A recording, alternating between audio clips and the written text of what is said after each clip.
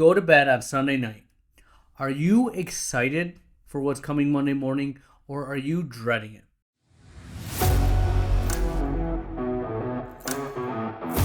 All right, friends, the Ultimate OD Podcast.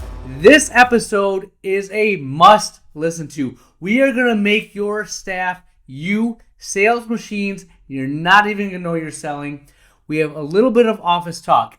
I went to a new doctor. Was it good? Was it bad? You need to hear about the experience.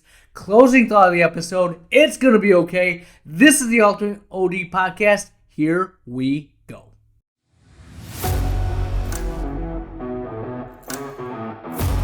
All right, friends, the Ultimate OD Podcast. Thank you for the shout outs. Thank you for the emails. I love hearing from you. I like to get those emails, and through that, I realize there's a question out there that I haven't answered. I can look at them. I can make it an episode. And again, I will respond to you individually. I'm not going to call you out as a person for this is what X, Y, and Z emailed me, and this is the problem they're having. No, I don't want to do that, but I love to give, a rising tide raises all ships. So if you're experiencing it, if you're thinking it, I guarantee there's other ODs out there going through the same thing. So I make it a podcast episode. We all grow from it, and then I will personally respond to you in your specific situation. So keep reaching out, keep doing that. If you are on X or Twitter, I don't care what you call it, that's the medium that works best for me. I like to put out my random thoughts, helps me process things. Through there, I can make bigger, better episodes, but Twitter is the perfect medium for me. So if you're on there, give me a follow. I have stuff coming out daily, but that's a good way to get in my mind, see what's going on in my day-to-day life. That being said, today is a fun topic. We're going to be talking, in a sense, sales, but I'm going to come from it from an angle that you may not be thinking. But I promise you, between this episode and next, if you do what I say, I guarantee your sales are going to increase, and you're not even going to feel like you're selling. Your staff is going to be some of your best salespeople, and they might not even be your opticians. They may not be the ones that are in the optical selling the goods, but they're going to be selling for you out and about, out in this world. The best marketing money you can spend is going through what I have right now and then educating your staff on the process. I know it's a big, bold claim, but trust me, I've been doing this. I'm up 30% on the year. Literally just doing awesome because I followed this process. So what we do as optometrists is serve patients, right? We also have this awesome luxury of having a business. I ask you, when you go to bed on Sunday night, are you excited for what's coming Monday morning, or are you dreading it? Does what your time, effort, and energy is going towards drain you or energize you? And this gets better. You get more energy when you have a purpose, right? This has been very hard for me, okay? The first few years of being in practice, all I wanted to do is just have a busy practice. I'd be seeing, 1, 2, maybe 3 patients on a busy day, and I'd be thinking about my skills, and the thought process that would go through my mind daily is, am I wasting my youth? Am I wasting my energy, my optometric skills building this practice? Right? And this is a question that you're going to ask yourself as you start cold, or if you start anything new. But as it built up, it started to get more and more patients. We started to build momentum and grow, and it was awesome. With growth comes headaches, just nature of the beast. But that's fine. But then I got into a little bit of a rut. 2014, started cold 2011, 2014, got married. Awesome. But I was married, no kids, making good money, not a lot of expenses. The practice is building up. And I didn't really know what my next move was. Was I going to start more offices? Was I trying to build this office more? I mean, building the office seemed like the right thing to do, but I was not getting energized. I was turning into a managed care machine. Just get them in, get them out. If the patient wasn't new glasses or contacts, I didn't have the time for them per se, right? Like you guys know what it's like to be in that turn and burn mentality and just have managed care dictating what you do. And it wasn't necessarily that I was miserable, but I wasn't happy, right? I wanted more. So this process, it has been a process because it's 10 years later from that time, almost 9. It's taken me since 2022, 2021 to get the vision. It's taken me 2 years to process that vision and make it real. I've had you've listened to the podcast, and I've tried to have the CEO mindset, have the vivid vision, have that big, hairy, audacious goal, and just working through this process. And it was not clean. I went to marketing people, and what is your why? Why are you doing this? And we had this big, long corporate speech, fancy words that, guess what? I can't remember. My staff couldn't remember. Right? What is your why? Simon Sinek, What is Your Why? I think is the name of the book. Great book. Read it. It can be life-changing. There's a TED Talk on it. If you don't want to read the book, 20-minute TED Talk, listen to that. But what I didn't get is I was given that morsel. I was given that look into what the why does for you if you focus on it when I was in my externships. Martin Carroll. He said, when I came into the first externship, he walked me through their pillars and all this stuff. And he's like, we are here to save eyes and save lives. And again, I'm butchering that. He says it much more eloquently. But he said that to every interview that came in. He had me sit in on interviews. Said it to them. He said it to me, every extern. The staff knew it, right? He'd tell me the stories of externs that would come in, and he'd say that to them, and then they'd have a situation, and the extern would just like freak out, like, you do that here? Like, absolutely, that's what we do. And he has the most amazing practice ever. He is so energized every day he goes to work. Everything he does revolves around optometry and saving eyes, saving lives, and he's empowered, right? I want that for you. I want that for me. So what is your why? I defined my purpose, and it took a long time to kind of figure it out. But I've settled on I want to optimize patient's vision, right? Optimize eyes. Like, whatever your why is needs to be like 7 words or less. 5 is better.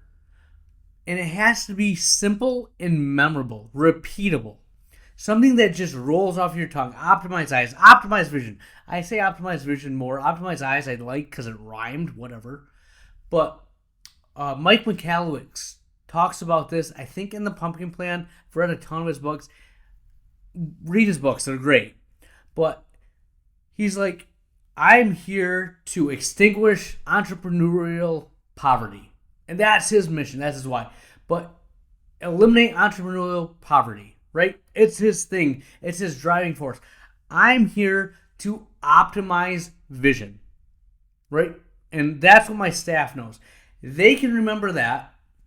And then from that, make sure it resonates with you. Make sure you say that and it gives you juice.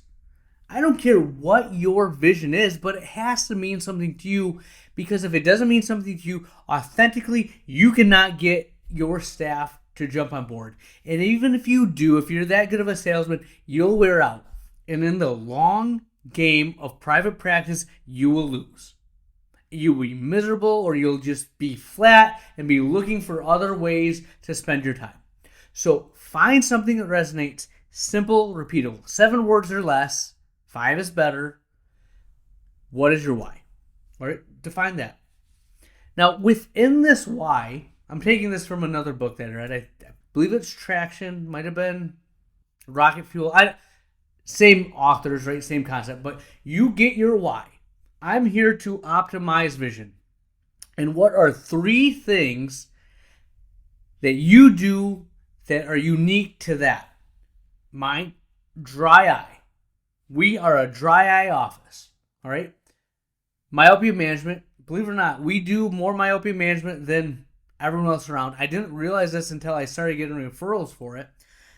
We have axial biometer, we have ortho-K, we have atropine, MySight, we have all the tools. So it's something that sets me apart. And then ocular health and wellness. Okay, that's glasses, contacts, disease management. And you may say to yourself, well, a lot of people do dry eye. A lot of people do myopia management. A lot of people do ocular health and wellness. It's not the individual, niche that makes you unique. It's the combination that makes your office different, right? So what you've done is you focused your arrow. You focused your energy on a why, right? Optimize vision. Everything we do is here to optimize vision. The ocular surface, the tear film, is the foundation of vision. Boom. Myopia management. If your eye is getting longer, you are going to have glaucoma, myopic maculopathy, retinal detachment, cataracts. Name the things that increase as your eye gets longer. That's not optimizing vision, my friends, right? All right, hey, they play together. Ocular health and wellness, glasses, contacts, disease management. That plays into what we do. It all fits, right? I can tell you this because you know what? You're not going to be as passionate about those things as I am. That's why you need your why. But then you get your niches, all right? It's okay if you're not as good as someone else in, say, myopia management. There may be some office that does it a little bit better, and that's the thing. But remember, it's the combination. It's a superpower when it's all together under one roof. So find your why, define your niches. This can take up to a year. And I know that sounds crazy. I know you're like, well, I want the answer now. I'm giving you the process, but you know what's going to take a long time? You to realize what you want. Because you're the limiting factor. Not me, not your staff. It's you. Because every time you go to a conference, you get a new idea. And then that idea it's hard to implement and you move on. Or you get a new idea, you learn all about it, you're ready to go, and then you get a curveball that, your lease is running out. Or, someone's glasses need to be returned and you just get distracted because you haven't set the path ahead of you. Right? So make sure you go through this and you are committed to it. Full on committed to it. All right? Now, your why, your niches. The next thing I will tell you is you need your pillars. Now, what are pillars in my definition? Pillars are the core values that you operate under. They're going to be involved in every aspect of your vision, every aspect of your why. Every niche is going to have these pillars associated with it. Your staff and how they interact are going to be based on these pillars. How they interact with patients, how they interact with each other. So what we like to do is care, quality, timeliness, expertise, and consistency. 5. We have 5 pillars. Everything we do within the office has those 5 things that they're held up to that standard. Dry eye, can you have all of those? Myopia management, ocular health and wellness, optimizing vision, are these the things that you are doing? Now, this may sound like, I thought you told me this was going to help sales. We're getting there, right? There's going to be more to that. There's another step here. But trust me, if you have energy, if you have a purpose, if you have a why, you have a group of motivated individuals that are hard to stop. And we're going to get to honing those. But what you have is, now you have a team that's going to go out and they're going to talk to people. Their friends, their family, people they overhear at a parent-teacher conference that say something about, man, give me a second. My eyes, they're burning all the time like this. Well, you actually know we can help you out with that. What do you mean? Tell me more, right? You realize they don't know they're selling this, but we deal with it every day. We talk about it all the time. It's our purpose to optimize this person's vision. Let me tell them that we can help them with this, and it's a dry eye referral, right? You see how you're building this foundation, this sales machine by giving them the tools to sell. Right? If you truly believe in it, you're not selling it. You're giving them purpose and focus, right? There is a next step to this. I know I'm leaving you on a cliffhanger, but episode 165, I will take our why, I'll take our niches, I'll take our pillars, and we're then going to have a process that we do with our staff that is going to train them to be mean green selling machines. And I say that with the caveat that they're not really going to be selling. They're just going to be pushing your brand. They're going to be so excited they can't help but talk about what they're doing. That's coming next episode. Now, within this, make sure you listen to episode 163. Because episode 163, 164, 165 are all going to be the combination of making this process, this sales-driven process that's not really selling, come to life. Okay? So listen to that episode about the customer experience. Do this. Work every stinking day to find your why, to get your niches, to set your pillars, and this will guide you for all that lies ahead, my friends. We'll have more for you next week.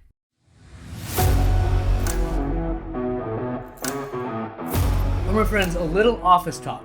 So I recently went to a new primary care doctor, and you know what happens to us. We are the worst patients ever. When you go in, you're like, how do they greet you? What is the signage that you have on the wall? What is the customer, the patient experience like? And I'm going to tell you this right now, not great. All right? Not great.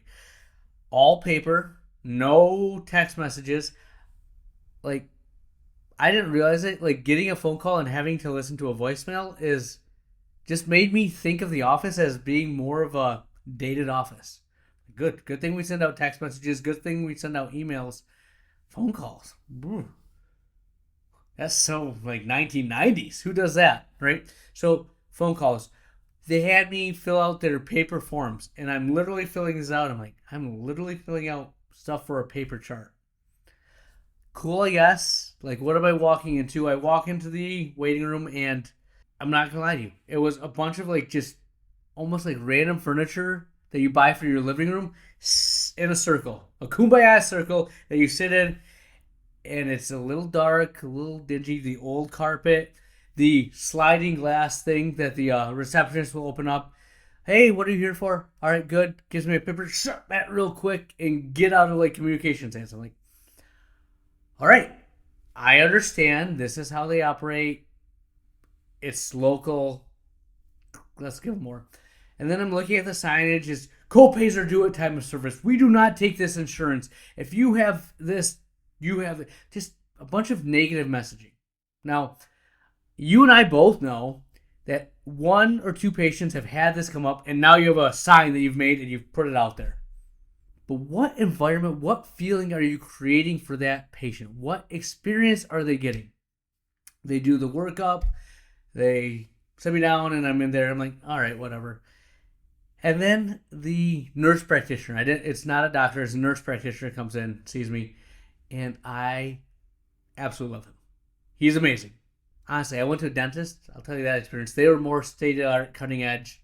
But the dentist, with all that bells and whistles, cannot compare to this doctor. And I don't know what he did, what kind of witchcraft he bedazzled me with, but he talked to me like I was a person. He got enough of my background. We connected on a personal level. I don't know if that was intentional or if that's just what he was doing. Went over my history, had my numbers in front of him, had a plan of action. I actually offered some suggestions of like, you know what? Has anyone ever done an A1C on you? No, they've done this. Great job. But let's just get that. It doesn't hurt. I want to get my testosterone measured just because I'm 40 now, Ray. And I want to have a baseline of where I'm at now. So if it does drop, even if I'm in the normal range, was I abnormally high? Am I low? Let's just get figured out. I have 4 kids. We run a practice. I'm tired at the end of the week. Who knows? Yeah, I think that's a great idea. Like, Um, did the exam, ordered the test, just an amazing experience. I came home and I said to my wife, like, all those negative things, I love the doctor or the nurse practitioner. She's like, what? Are you saying this? I'm like, absolutely. I don't know why. I go, everything else about the experience was not great. I'm putting that very bluntly, not the best experience, but a great time with him. And that just makes me think, like, what influence do we have on our patients? Like, are we the amazing sandwich that they keep coming back for more? Right? And the problem with that business model, I mean, I love that doctor. I'm going to keep, or nurse practitioner, I'm going to keep seeing him until something changes. Where either I get really sick, I need something else, he's not as cool in terms of patient care. But if he keeps doing what he's doing, keeps delivering, he is a patient for life. But that, my friends, is the rub. Now, again, they're a different business model, but in our model, if they keep coming back because of Dr. Lily, I failed them. Right? That's not a business. That's a job. And although it makes me feel pretty good, if I am that good, I know that I'm not easily won over, but I can keep patients coming back even with all the other shortcomings around them. I just have to do that. Now, that's great in a cold start. That's great early on. But if you're trying to build your empire, if you're trying to build that, multi-million-dollar practice and have a business, that does not scale, right? So think about all those things I talked about before: the waiting room, the staff interactions, the ambiance of the office, and make that memorable. Make that why people keep coming back for more, in addition to great doctors and a great experience.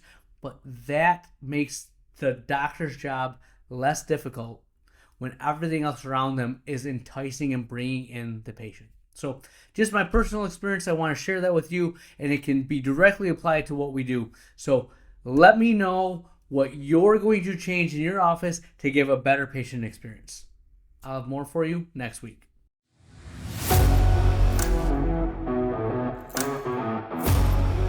Where has the time gone? We are to the closing thought of the episode, and today I will leave you with this. Okay? It's going to be okay. You're fine. That problem that you have is not the end of the world. The big dilemma that you've been just losing sleep over that didn't work out, it's going to be okay. Right? I got a couple L's as of late. Tried to get a new practice location lease, failed. Got an opportunity for the same spot, just a little bit smaller, failed. Tried to hire a new staff member, and they took the other offer, fail. You start thinking, like, what's going on? But you will then realize that in this game of business, you're going to lose quite often, right? But in the words of Morpheus from The Matrix Reloaded, I stand before you with the utmost confidence, not because of the path that lies ahead, but because of the path that lies behind. Right? I know that you, me, we're going to be okay because of everything we've done to get to this point. I went to church on Sunday and they actually talked about something similar. And like everyone around is telling me it's going to be okay. Right? Essentially, look at your past to know where you're going in the future, right? We survived undergrad. We got through grad school. We started an office. We survived a global pandemic that is spread from, droplets of air, and we work this far away from each other when we're in the slit lamp, and we survived. If not survived, we actually thrived in that, right? Think about those things and then look at the problem that you have in front of you and know it's going to be okay. That's what I have for you, Dr. Lily